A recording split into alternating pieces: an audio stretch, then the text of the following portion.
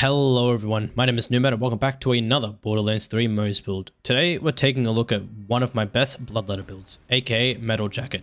An amp-focused launcher build specifically made for mass mobbing and dealing a bunch of single-shot damage to easily take down bosses and mobs alike. The core idea behind this build is leveraging the special effect of the Bloodletter class mod to give us shield regen and enable us to amp every shot we fire out with launchers, while also combining the new relic called the Toboggan to boost our amp damage even further. So sit back, relax, and let's get cracking. Starting off with the weapons, any launcher will do perfectly fine. Think backburner, kick charger, so on and so forth, with my personal favorite being the Plague Bearer. The Plague Bearer is a legendary rocket launcher that drops on the Warden in the Anvil on Eden 6, but also has a potential drop from Scourge the Invincible and Anathema the Restless, as long as you're on Mayhem 6 and above, and those bosses being the raid bosses in the Guardian takedown on Minos Prime. The Plague Bearer itself fires a single energy orb that continuously spawns homing micro missiles that home in on enemies and deal a ton of damage, making it perfect for taking out groups of enemies with ease. Quite obviously, the gun does a ridiculous amount of splash damage, which pairs nicely with firing the Skagden in Moze's Demolition Womantree. As far as elements go, Cryo and Shock work very nicely, but I suggest getting one in each element if possible, just so you can maximize the damage you can do to bosses based on the type of health they have. As far as anointments go, consecutive hits is generally the most versatile one I suggest,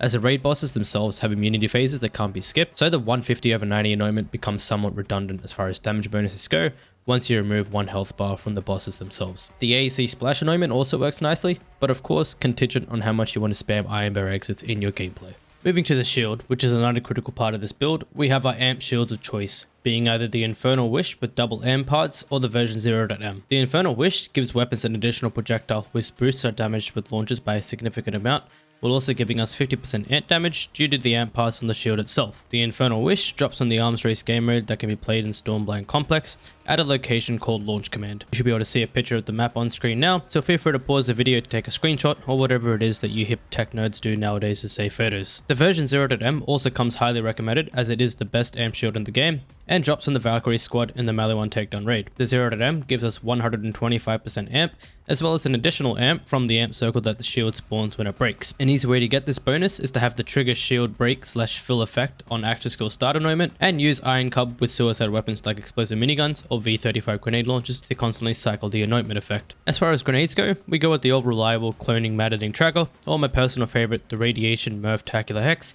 with the on grenade throw anointment. The Hex drops from the Sky Bullies in the Anvil in Eden 6, and we choose the radiation element for the radiation explosions to help with mobbing speeds. The next focal piece of the build is the Bloodletter, a legendary class mod that turns health regeneration into shields, enabling you to keep up high capacity of shields, and in our case with our amp, keep that as full as possible so we can amp as many shots as we can. It drops from the Skagga survival boss, or as also a world drop if RNG decides to bless you.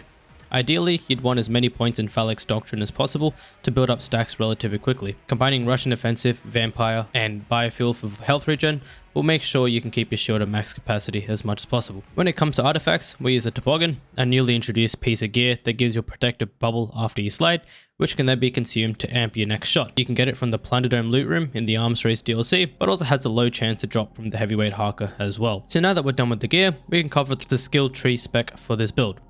Starting with bottomless mags, we have a somewhat standard half tree spec, with investments in Scorching RPMs and Stoke the Embers for boost to fire rate, crit damage, and incendiary damage. Take note of the 1 point we have in Russian Offensive, as it'll work quite nicely with this build. The skill gives lifesteal when running, so a strategy to keep your shield regen active as much as possible is to fire off your Plague Bearer or whatever launcher you choose to use on enemies and start running in circles, as the damage you do with the launcher while sprinting will give you health regen, which in turn turns into shield regen because of the Bloodletter's special effect. Moving into Demolition Woman, we have a pretty standard spec and nothing really out of the ordinary. Firing the Skagden is a no-brainer 5-point investment for its absurdly high Mayhem scaled incend damage, means the Destruction gives us ammo regeneration and grenade regeneration, and Vampire gives us further health regen, which feeds into the shield regen loop we were speaking about earlier, and Short Fuse is Short Fuse and acts as a damage powerhouse for our build. We also have 5 points in Torque Cross Motion to boost our splash damage radius for our launches, which synergizes quite nicely with the whole splash themed aspect of this build.